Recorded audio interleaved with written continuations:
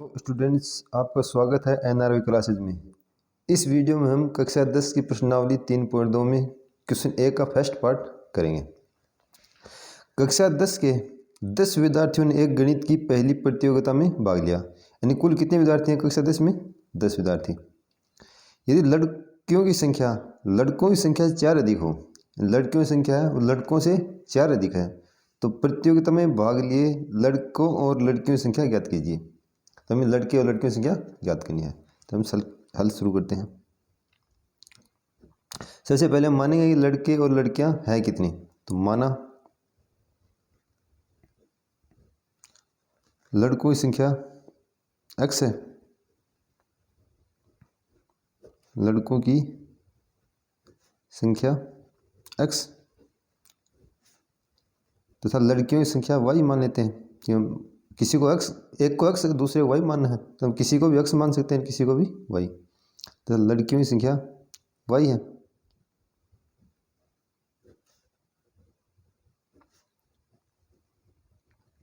संख्या बराबर y। हमने x लड़कों की संख्या माना और लड़कियों की संख्या y, तो हम लड़कियों की संख्या को x मान सकते हैं और लड़कों की संख्या को y मान सकते हैं, इसमें कोई प्रॉब्लम नहीं है। कक्षा 10 के 10 विद्यार्थियों ने, यानी कुल कितने विद्यार्थी हैं? 10 कुल विद्यार्थी हैं, इसका मतलब लड़के और लड़कियां मिलाकर कितनी है? 10। तो प्रश्न के अनुसार, प्रश्नानुसार हमें दिया है कि कुल विद्यार्थी हैं 10, इसका मतलब है कि लड़के और लड़कियां मिलाकर 10 हैं। तो x प्लस वाई बराबर होगा 10। x plus y equal 10। ठीक, क्यों 10 विद्यार्थी हैं तो इसका मतलब है कि लड़के और लड़कियां हैं 10 हैं। तो x प्लस वाई इक्वल 10, ये समीकरण 1। लड़कियों की संख्या लड़कों से 4 अधिक हो, इसका मतलब है कि लड़कियों की संख्या मतलब y लड़कों से 4 अधिक है। या तो इनका डिफरेंस 4 मान लेते हैं, या फिर भी हम ऐसा भी कह सकते हैं लड़कियों और लड़कों के 4 का अंतर है, या फिर हम इसे ये भी कह सकते हैं लड़कियां हैं वो लड़कों से 4 अधिक है। दोनों ही बात एक ही है। तो y माइनस एक्स बराबर 4 है, तो y माइनस एक्स बराबर 4, ये समीकरण है 2। हमें इसे ग्राफी विधि से, ये तो समीकरण युग्म है, ये समीकरण युग्म है, इन्हें ग्राफी विधि से हल करना है। तो ग्राफ बनाने के लिए हमें बिंदु आवश्यकता होती है। किसी भी एक सरलरेखा को बनाने के लिए कम से कम 2 बिंदुओं की आवश्यकता होती है। यदि हमारे पास 2 बिंदु हैं तो उससे हम एक सरलरेखा बना सकते हैं। तो हमें समीकरण 1 से 2 बिंदु निकालेंगे और समीकरण 2 से भी 2 बिंदु निकालेंगे, यानी कम से कम 2 बिंदु होने चाहिए, अधिक कितने भी हों। तो समीकरण 1 से, या तो हम समीकरण में यहाँ डायरेक्ट मान रख कर निकाल सकते हैं, या फिर इस y बराबर निकाल सकते हैं। यदि हम यहाँ से डायरेक्ट मान रखें x में, यदि एक x का मान रखेंगे, एक y का मान रखेंगे,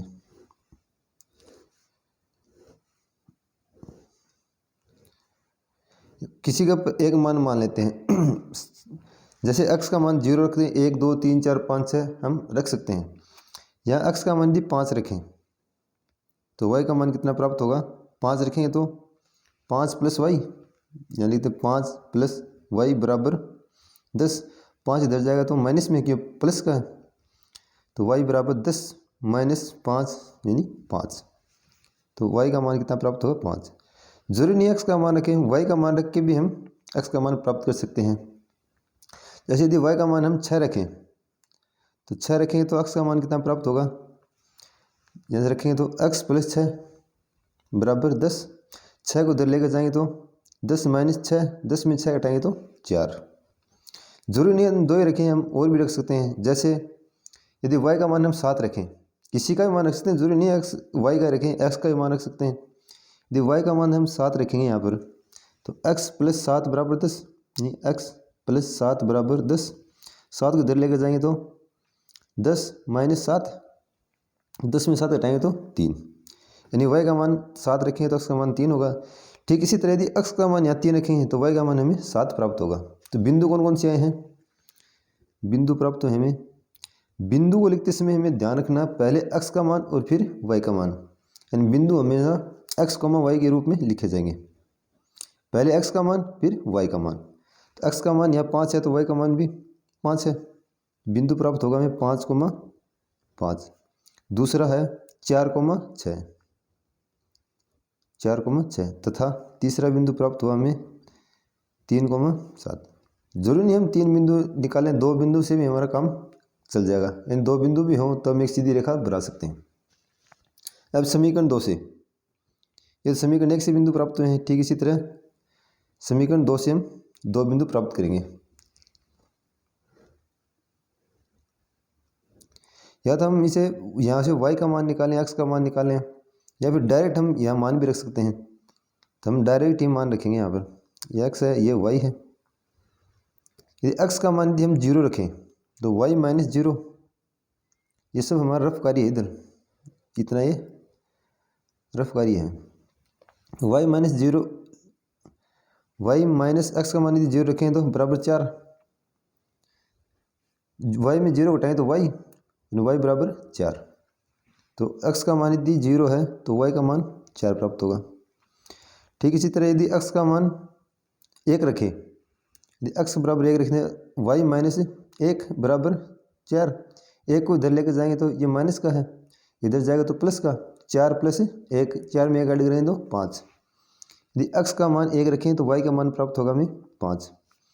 ठीक इसी तरह यदि 1 मान और रखें तो, यदि यहाँ पर x का मान 3 रखें, यदि x बराबर हम 3 रखें तो y माइनस 3 बराबर 4, 3 को इधर लेकर जाएंगे तो y बराबर 4, माइनस का 3 है तो ये प्लस का 3, 4 3 7। x का मान यदि 3 रखें तो y का मान प्राप्त होगा हमें 7।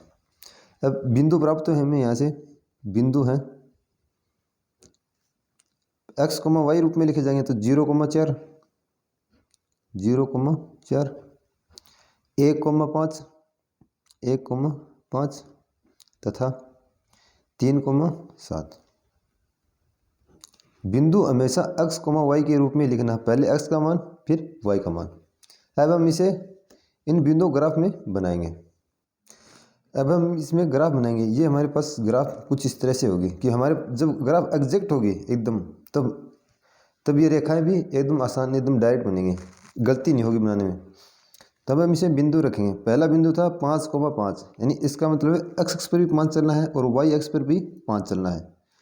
x अक्ष पर 5 चलेंगे, फिर y अक्ष पर 5 चलेंगे तो ये बिंदु, लगभग ये बिंदु प्राप्त होगा। यह बिंदु है 5,5।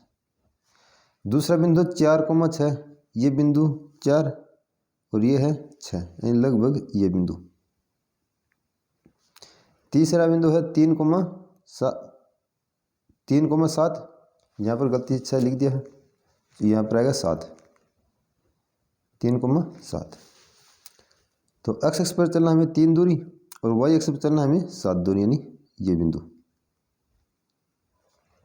अब हम इसे फुट से मिलाएंगे। अब हम फुट की सहायता से हम इन बिंदु मिलाएंगे।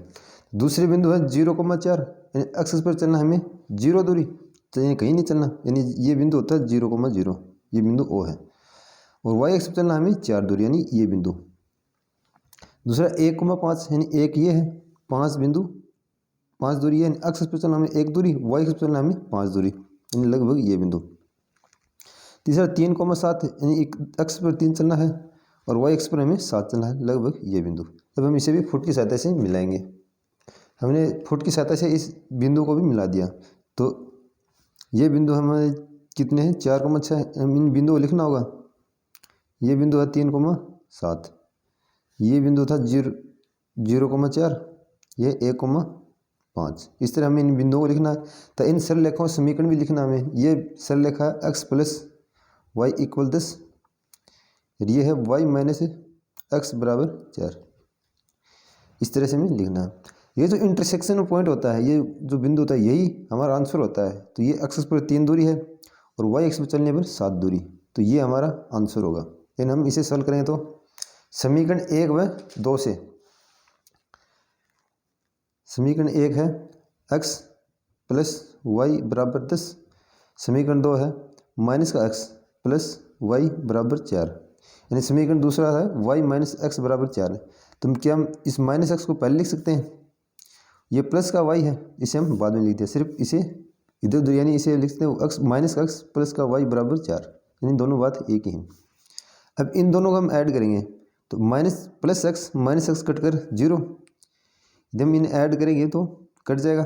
y प्लस वाई बराबर 2y बराबर 10 में 4 ऐड करेंगे तो 14, ये 2 गुणा में है, इधर जाएगा तो डिवाइड में, 14 बट्टे डिवाइड बाई 2, यानी काटेंगे तो कितनी बार 7 बार, तो y का मान हमें 7 प्राप्त हुआ।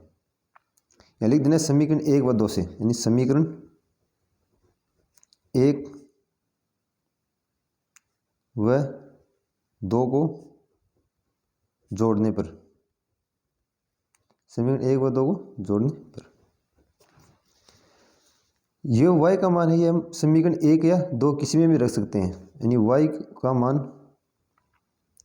मान समीकरण 1 में रखने पर, y का मान समीकरण 1 में रखेंगे। समीकरण 1 है x प्लस वाई बराबर 10, y का मान रखें यहाँ पर 7, तो x प्लस 7 बराबर 10, x प्लस 7 बराबर में 10, 7 पॉजिटिव है, इधर जाएगा तो नेगेटिव, x बराबर 10 माइनस 7, तो x बराबर कितना होगा यहाँ से 3। x क्या है, लड़कों की संख्या, तो लड़कों की संख्या कितनी है 3, यहाँ पर लिख देता हूँ। अतः लड़कों की संख्या की संख्या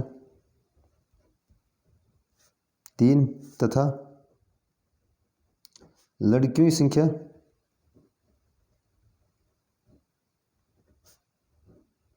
की संख्या 7 है, यही हमें निकालना था। वीडियो लाइक और शेयर करें, अगर आप नए हैं तो चैनल को सब्सक्राइब करें। धन्यवाद।